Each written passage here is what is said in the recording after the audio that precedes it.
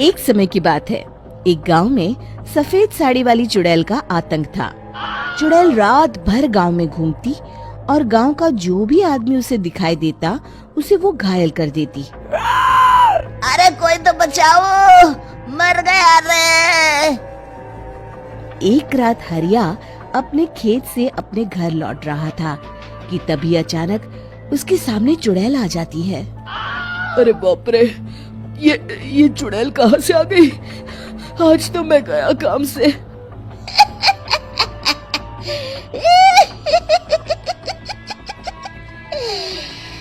आज मुझे मेरा शिकार मिल गया।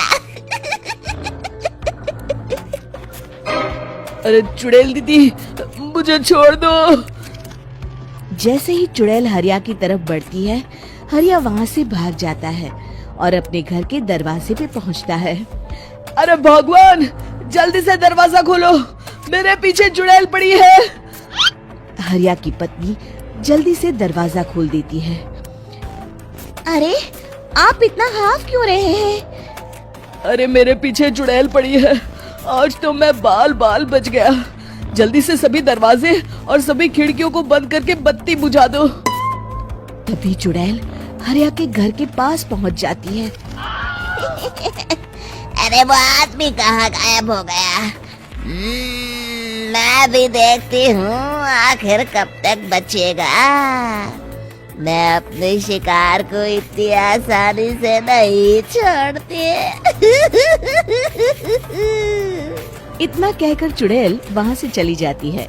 वहीं दूसरी तरफ हरिया और उसकी पत्नी दोनों अपने घर की खिड़की से ये सब देख रहे होते हैं। अरे बाप रे, ये तो बड़ी डरावनी चुड़ैल थी।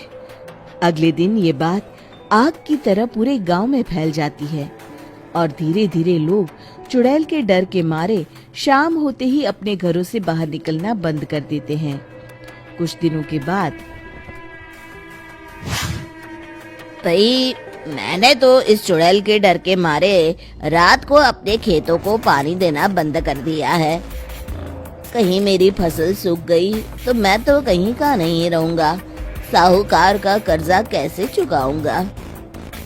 अरे भाई, पूरे गांव वालों का यही हाल है। पता नहीं ये चुड़ैल हमारे गांव में कहां से आ गई। फिर एक दिन गांव के पास वाली नदी के किनारे एक बहुत बड़े तांत्रिक के आने की बात कुछ गांव वालों को पता चलती है। वो लोग जाके ये बात गांव के मुखिया को बताते हैं। मुखिया जी, नदी के किनारे एक बहुत ही पहुंचे हुए तांत्रिक बाबा आए हैं। हमें उनसे मदद मांगनी चाहिए। मैंने सुना है वो बड़े बड़े भूतों और चुड़ैलों को अपने वश में कर लेते हैं। मुखिया जी सभी गांव वालों को लेकर उस तांत्रिक के पास पहुंच जाते हैं। ओम फट स्वाहा, ओम फट स्वाहा। तभी तांत्रिक अपनी बंद आंखों को खोलकर कहता है, क्या बात है? तुम सब लोग यहाँ क्यों आए हो? मुखिया जी उस तांत्रिक को सारी बात बता देते हैं। अच्छा, तो ये बात है। और तांत्रिक अपनी आंखों को बंद कर लेता है। मैं देख रहा हूँ तुम्हारे पूर्वजों ने बहुत पाप किए थे, जिससे ये गांव अब श्रापित हो चुका है। उसी के फल स्वरूप तुम्हारे गांव में चुड़ैल आई है। ये चुड़ैल बहुत खतरनाक है, ये किसी को नहीं छोड़ेगी। हे भगवान, मर गए रे, अब क्या होगा?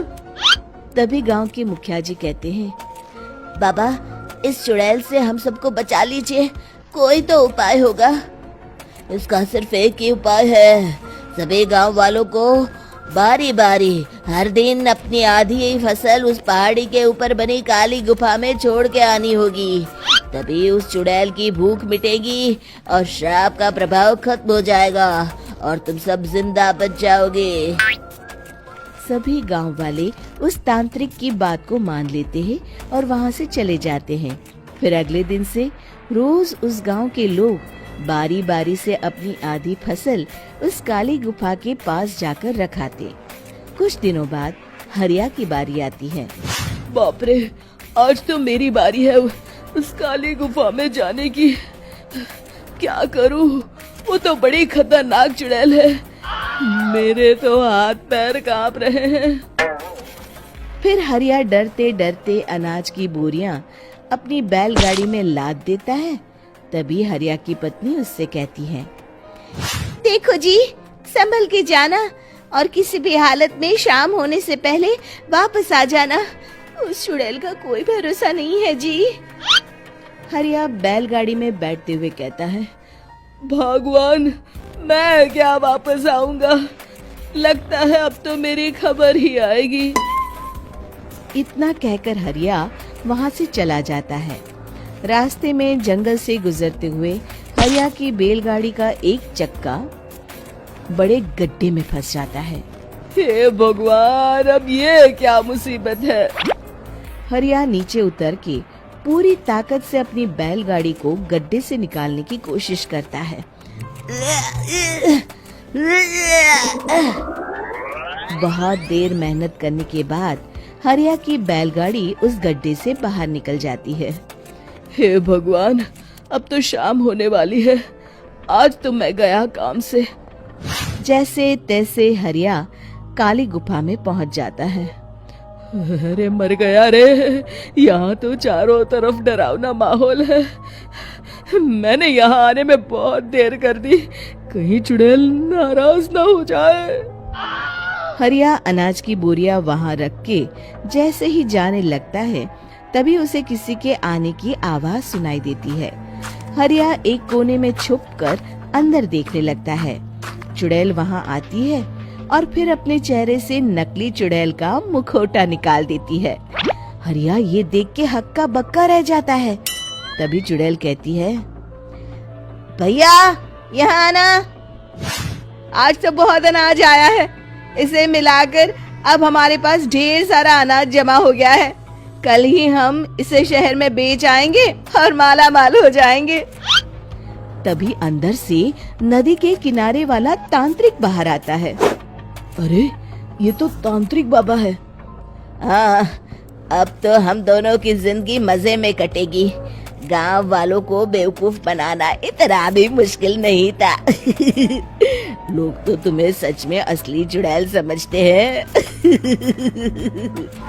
हाँ, तुमने सही कहा।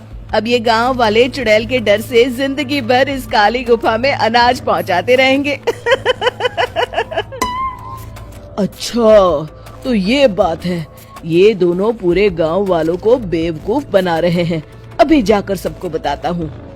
हरिया उन दोनों की पूरी बातें सुन लेता है और जल्दी से वापस गांव में आता है। गांव वालों को पूरी बात बता देता है।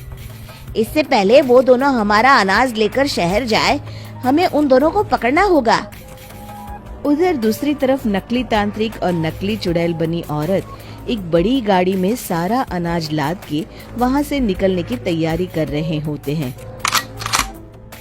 जल्दी करो, इससे पहले हमें कोई देख ले। हमें यहाँ से निकलना होगा।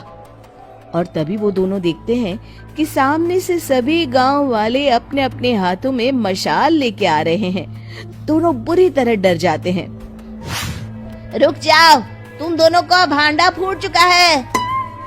अरे मर गए रे, ये गांव वाले कहाँ से आ गए? तुमने क्या सोचा इतनी आसानी से यहाँ से निकल जाओगे? ये अनाज हमने अपने खून पसीने से दिन रात खेतों में मेहनत करके उगाया है। दोनों मुखिया जी के पैरों में गिर जाते हैं। हमें माफ कर दीजिए, हम दोनों एक नंबर के कामचोर हैं। बिना मेहनत किए पैसे कमाना चाहते थे। हाँ हाँ, अब हम आगे से मेहनत मजदूरी करके पैसे कमाएंगे। हमें कुछ मत करना, हमें छोड़ दीजिए। इतना कह के दोनों गांव छोड़ के भाग जाते हैं और सभी गांव वाले फिर से खुशी खुशी रहने लगते हैं। शिक्षा, तभी तो कहते हैं कि किसी भी समस्या का समाधान केवल सूझबूझ से ही करना चाहिए और कभी हिम्मत नहीं हारनी चाहिए।